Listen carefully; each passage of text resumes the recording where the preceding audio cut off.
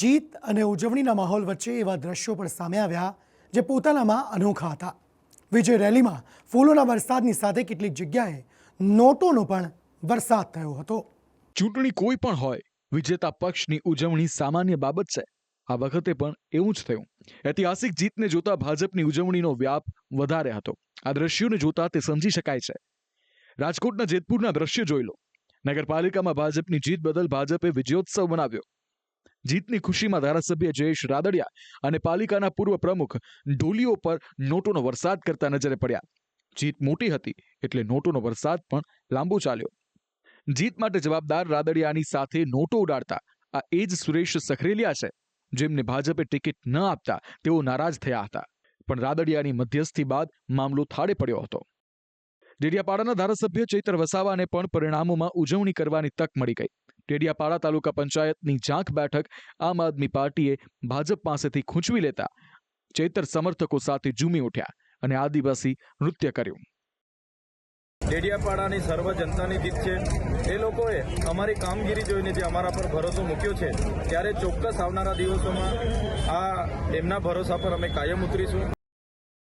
જીતના જશ્નમાં કેટલીક જગ્યાએ વિવાદ પણ સર્જાયો, મામલો તંગ પણ બન્યો અને નાસભાગ પણ મચી।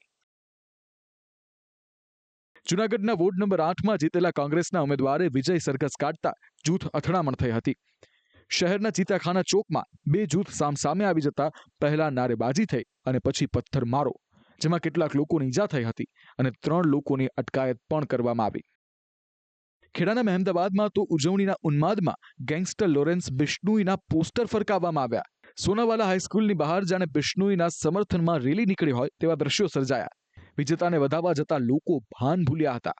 પોલીસે ટોળાને વિખેરીને તપાસ શરૂ કરી છે। સવાલ એ છે કે આખરે રાજકીય સરઘસમાં ગેંગસ્ટરનું સમર્થન કોણે અને કેમ કર્યું? બે યુવકો લોરેન્સ બિશ્નોઈના પોસ્ટર સાથે ઉજવણી કરતા જણાયેલ હતા। એટલે તાત્કાલિક ત્યાં અમારી લોકલ પોલીસ પણ બંદોબસ્તમાં હતી અને લોકલ ક્રાઇમ બ્રાન્ચના જવાનો બંદોબસ્તમાં હતા। એટલે તાત્કાલિક બંને વ્યક્તિ શંકાસ્પદ લાગતા બંનેને પકડી અને પોલીસ સ્ટેશન ખાતે લાવેલ છીએ। બંનેની પૂછપરછ કરતા બંને અમદાવાદના જે યુવાનો હોવાની જાણ થયેલ છે। દાહોદના દેવગઢ બારિયામાં ચૂંટણી પરિણામ જાહેર થતાં જ પથ્થરમારો થયો હતો। શહેરના કાપડે વિસ્તારમાં થયેલા વિવાદમાં 3થી વધુ લોકો ઈજાગ્રસ્ત થયા। પોલીસે મોરચો સંભાળતા સમગ્ર વિસ્તારને પોલીસ છાવણીમાં ફેરવી દેવાયો। મોરબીના વાંકાનેરના વોર્ડ નંબર 6માં પણ ફટાકડા ફોડવા બાબતે બે જૂથો સામસામે આવી ગયા। ભાજપના ઉમેદવારો વિજેતા થતા આપના ઉમેદવારોની દુકાન પાસે ફટાકડા ફોડાયા, જેને જોતા મામલો ઉગ્ર બન્યો હતો। છોટાઉદેપુરમાં પરિણામ બાદ બસપા અને ભાજપ કાર્યકરો સામસામે આવી ગયા। પરિસ્થિતિ બગડે તે પહેલા જ પોલીસે મામલો થાળે પાડ્યો હતો।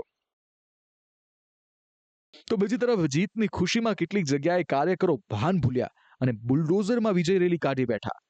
મહેસાણાના વડનગરમાં કોંગ્રેસે જેસીબીમાં વિજય સરઘસ કાઢ્યું।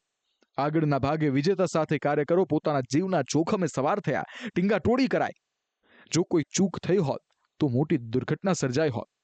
તો આ તરફ વલસાડમાં નગરપાલિકાની ચૂંટણીમાં વિજેતા ભાજપના કાર્યકરોએ જેસીબીમાં વિજય સરઘસ કાઢ્યું હતું અને બાળકીને જેસીબીના લોડર પર બેસાડી દેવાઈ।